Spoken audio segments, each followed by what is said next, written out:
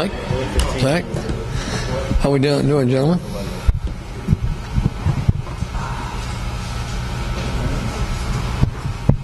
Joe? Oh, I'm sorry. I'll try to draw this question. I forgot it's Friday night. For Joe. Mike, last year during the 3-6 start, your offense was playing at a high level, and the main problem seemed like the defense and whether they could, keep you all in games. This year, it seems like you got problems popping up here and there and everywhere. Is that concerning that there's not just one thing stopping you, that's multiple things? And then how do you go about correcting? Well, first off, you take a look.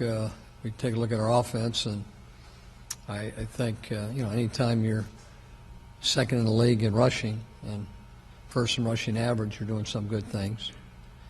We improved yardage-wise in passing, maybe not as effective, but at times we've been very effective. So we have to play our best football in the second half of the season. Defensively, we've talked about that as well. We've played some halves. Have been. We're getting a little bit more continuity with our players, feeling more comfortable with our system. And the bottom line is to be 4-6. We were 3-6 a year ago. We had one goal, and that was to improve and become 4-6. And to do that, we have to have a group effort. This loss yesterday was a team loss, just like against San Diego. I thought it was a team win, and you got to do it collectively to get it done, and hopefully we can do that. Why has that complete effort been so hard to get this year? Well, we've had great effort. It's putting a full game together. I mean, you don't have, I know we were 10 yards short of 200 yards, but, you take 4 out of 5 games and you're getting some good production out of there. There's not many teams that can do that. But you got to put enough points up there to win. And that's our goal, to make sure that we can do that. You mentioned there's continuity developing on special teams. You guys are getting closer. Are you surprised it's taken this long? You guys have had at least one cripplingly negative play on special teams in 6 straight games. Yeah, that's a good point. Good point. But we have improved. I understand we had a mistake on our punt team. Those things do happen. We're working to correct those. But we got some guys in our coverage units that we've talked about that are really helping us. And we made some strides in that coverage area. We made some strides in our protection area. Now, if we would have taken advantage of that last night, I think we'd be bragging how the special teams won the game. But it didn't happen. So we're going to keep on working on that, and hopefully we can get it done. Mike, you guys have had double-digit leads in each of the last 3 games and given them up. How much, and it seems like at those times, quarterbacks start to get really hot for whatever reason. What do you see as the problem there? Well, we've talked about this. We could talk about it this week just like we did last week. We talked about it offense and defense. What was the difference, in your opinion, to them keeping the ball in the second half? Well, you guys weren't converting third downs for one. What's that? You guys weren't converting third downs for one when you guys had the ball. And they were. Correct. See? You just answered your question. Thank you. That's the key, is third downs, what they're able to do. We had 2 third downs on our first drive of the third quarter, and we missed that third one. We settled for a field goal. The next 3 drives, we were 0 for 3. And then on that last series, we put together a 14-play drive and fell short on the goal line. But that's what you have to do. You got to convert some third downs. They were able to do that. In that second half, they had 2. It should be better in that third down area, especially in the second half. Defensive players talk all the time about getting those kind of leads, pinning their ears back, getting after the quarterback. And are you satisfied with that end of it in that regard? When you guys? Well, that's what we're working on, John. If we were satisfied, we would have won those games in the second half. So that's what we're talking about. What do you have to do to improve in that area? You got to get better on third downs. You guys have run it a couple of times now against quarterbacks who either have a quick release or throwing the ball fast or just a little bit, some screens, some short throws. How do you guys now try to counteract that on defense? Because it seems like that's what's kind of negated the pass rush quite a bit this year. Well, everybody's got screens. We use screens against great pass rushes too. So you got to change things up. You got to keep defenses off balance. You got to keep offenses off balance, just like people do to us. And we utilize the screen a lot against teams that put a lot of pressure on the quarterback. We did that yesterday. You got to use your arsenal of weapons, regardless what type of teams you face, and you're hoping that you can keep teams off balance, and they're going to do the same to us. Early in the year, we talked about this. Welcome, Chris. Hey, thanks, Welcome. Mike. It's nice to be here with you. Yeah, nice to be here with you. We talked about this defensive line being healthy, being You be back. nice, too, by the way. At least first question, you got to be nice, okay?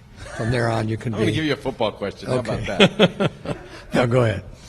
I'm sorry. We talked about being able to create pressure without having to bring 5 and 6. We thought Arakpo back, Kerrigan being a year better would be great. Rob Jackson would add to the edge. Jenkins would add. We said we could do things like put Kerrigan on the same side as Arakpo, stunt, move them all over. And there's been no creativity in the defensive line. We've basically lined up and Kerrigan bull rushes, Arakpo speed rushes, and we're ineffective there. At what point do you become more creative with those guys? Well, you can be as creative as you want, but I think you answered your question when you said at the start that you want to put pressure with 4 people. And if you can do that, you're going to cause offenses some problems. Sometimes if you improvise too much where you're going 5, 6, and 7, they can come up with the big plays. A lot has to do with what type of quarterbacks you're facing as well. You go against some of the experienced quarterbacks that we've gone against, and you are bringing 5 or 6 people with the screens and your ability to get rid of the ball. They come up with big plays very quickly. Against teams like Denver, San Diego, most teams will attack them with every situation is a little bit different. At the end of the day, though, you got to find a way to get it done, and we've come up short, or we did at least this weekend. Second half, your interior line seemed like they struggled. Roberts under pressure a lot, but it wasn't in 3rd and long situations like 2nd and 6, 2nd and 7. You know, what 2nd and 6, the first one, 2nd and 6, and the sack went to 3rd and 16 or 3rd and 12, whatever it was. And all of a sudden you're in a 3rd down situation and you do get sacked again, so you get a couple sacks. Or you're in a 3rd and 3 situation and you get sacked. There's a bunch of different scenarios, and sometimes it has to do with protection, sometimes it has to do with routes, sometimes it has to do with quarterback, a combination of different things. So, but you got to be on point. The one thing we have done a pretty good job of this year is not having a lot of sacks. Yesterday wasn't one of those days. Mike, on the final play, Robert explained to us after the game last night that because of the blitz, that was his only option to go to Santana on the fade corner there. But it appeared that Garcon was kind of running across the middle at about the 2-yard line. Were you satisfied with how that play developed besides the ultimate execution, or should he have gone somewhere else? No, when you're a quarterback, you're going to make a decision very quickly on all-out blitz. Robert's got a lot of different options on pass plays. He had an opportunity there to go one or the other. A lot of times you'll have 2 options when you're on one side of the field, and the other side sometimes you'll have 1, 2, or 3 options. But you got to make a decision and make it very quickly. The key is executing that option. Speaking of Robert, I think we've talked since he's been here about the shots he's taken. Some weeks he doesn't take as many. He took a bunch of blows yesterday, even after he would give from Jared Allen or whoever. Had to play at the goal line where he tried to score. On a play like the goal line, though, do you just expect you can't rewire this guy? If he's got a chance to score a touchdown, he's going to try to?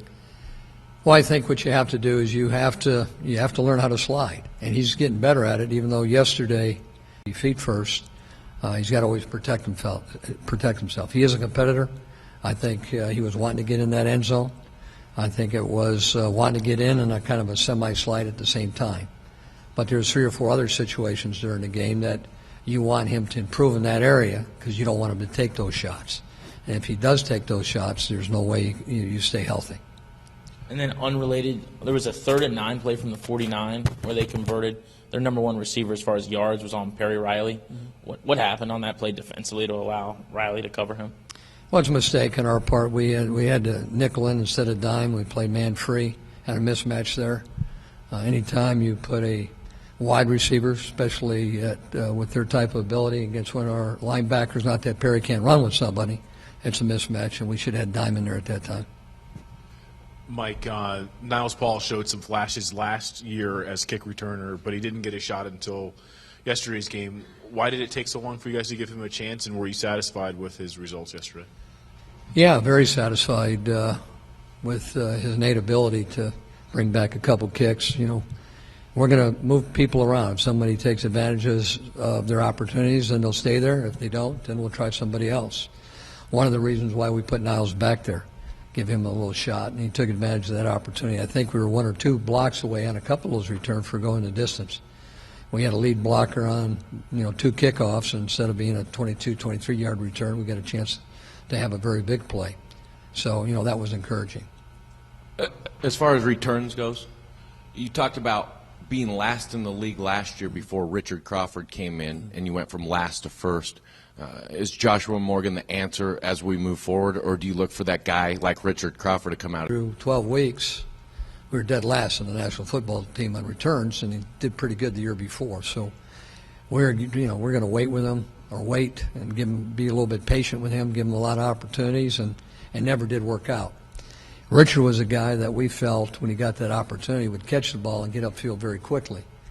Well, we really didn't know until he played in games how much he would turn up and how much he'd make people miss. He averaged over 19 yards a punt return in the last 5 games, which would have led the National Football League. So we went from 32nd to 17th very quickly because of one guy, the returner. We'll experiment with returners throughout the year until we get the guy that we want. One of the things that you have to do as a returner is make good decisions. And you got to know when to fair catch it, when to take your opportunities to turn it up the field. Right now, in the return games, he catches the ball. Well, you put it on everybody. So it's just not one guy, we understand. But the great ones sometimes miss 4 or 5 guys. The guys that are usually first, second, or third in the league can make 2, 3, 4 people miss. So you're always looking for that guy, just like Josh did against Denver. He made 3 guys miss. And so he's got that ability. But we're going to continually have guys compete for positions, and we'll try to go with the best player. Mike, early on in training camp, the officials came in and talked to you guys, talked to us about when quarterbacks are carrying out the fakes, to put the hands up and, declare yourself away from the play. Robert, a lot of times yesterday, was keeping his hands down. Allen was coming in, got a lot of late hits there. Did you have to talk to him at all about maybe just changing that up, or was there any discussion about it? It was addressed during the game. After Robert ran the first option, he didn't carry out his fake anymore very quickly because he knew Allen had it. I think you do it by habit in practice. You hand the ball off, and if you continue to run, that defensive end or outside linebacker has a chance to hit you.